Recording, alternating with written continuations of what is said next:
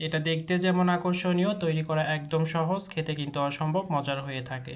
আজ সেই ঈদে আপনি ট্রাই করতে পারেন, দেখবেন পরিবারের সবাই অনেক পছন্দ করবে, আবার আপনার কাছে রিকোয়েস্ট করবে। তাহলে চলুন দেখে নেওয়া যাক কীভাবে তৈরি করলাম।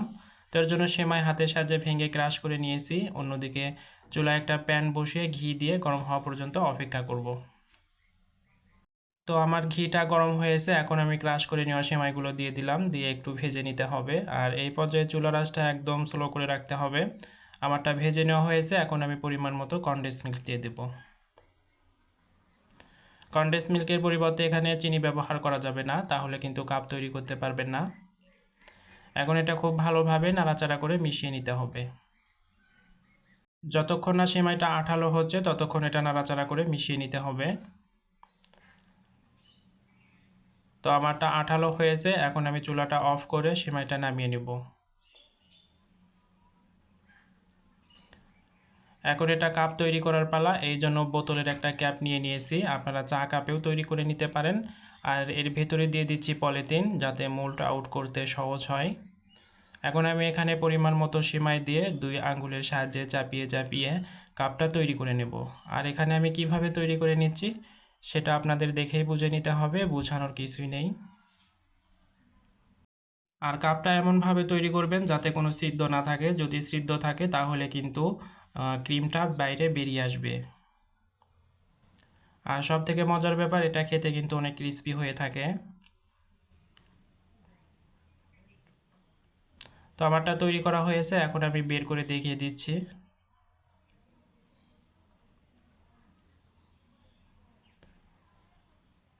আপনাদের দেখার সুবিধার্থে আমি আরও একটি তৈরি করে দেখিয়ে দিচ্ছি।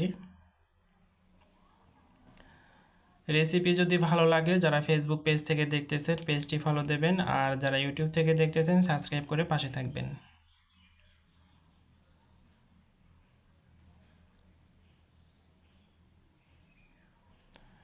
তো আমার সবগুলো কাপ তৈরি করা হয়েছে, এখন এটা পলিথিন দিয়ে মুড়িয়ে 30 মিনিটের জন্য ফ্রিজের নর্মাল টেম্পারে রেখে দিতে হবে, খুব ভালোভাবে সেট হওয়ার জন্য।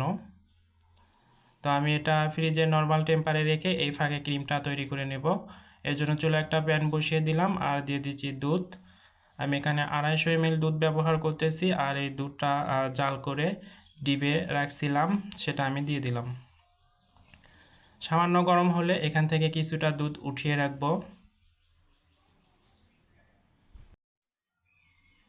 বাকি দুধ নাড়াচাড়া করে এখানে স্বাদ মতো চিনি অ্যাড করে দিলাম। আপনারা আপনাদের পছন্দ মতো বাড়িয়ে কমিয়ে অ্যাড করে দিতে পারেন। চিনি দিয়ে একটু বলক তুলে নিব। এখন উঠিয়ে রাখা দুধটা ঠান্ডা করে এখানে আমি কাস্টার্ড পাউডার দিয়ে দিচ্ছি 1.5 চামচের মতো, দিয়ে এটা খুব ভালোভাবে গুলে নিতে হবে। আমারটা গুলে নেওয়া হয়েছে, এখন আমি দুধের মধ্যে দিয়ে দেব। তো সম্পূর্ণ কাস্টার্ডের মিশ্রণ দিয়ে এটা খুব ভালোভাবে নাড়াচাড়া করে দিতে হবে, আর একটু পরপরই নাড়াচাড়া করে দিতে হবে, কারণ কাস্টার্ড দেওয়ার পর দুধ অনেকটা ঘন হয়ে যায়, তলানিতে লেগে যাওয়ার সম্ভাবনা থাকে। তো এটা একদম ক্রিমের মতো করে জাল করে নিতে হবে। তো এইরকম ক্রিমের মতো হবে আমারটা হয়েছে, এখন চুলাটা অফ করে নামিয়ে এটা আমি ঠান্ডা করে নেব। তো কাপ সেমাইটা আমি বের করে নিয়েছি, আর ক্রিমটা আমি ফ্যানের সাহায্যে এটা ঠান্ডা করে নিয়েছি। আপনারা যদি নর্মাল টেম্পারে রাখেন তাহলে খেতে আরও বেশি মজার হয়ে থাকে। আপনাদের যেহেতু দেখানোর তাড়া আছে আমার, এই জন্য আমি ফ্যানের নিচে ঠান্ডা করে কাপে ভরিয়ে দিচ্ছি। অতিরিক্ত ক্রিম দেবেন না, কাপের মুখ কিছুটা ফাঁকা রাখবেন। আর সবাইকে ঈদের শুভেচ্ছা অভিনন্দন জানাচ্ছি। সেই সঙ্গে দেখার সৌন্দর্যে আমি এখানে বাদাম কুচি এবং কিশমিশ দিয়ে পরিবেশন করে দিলাম।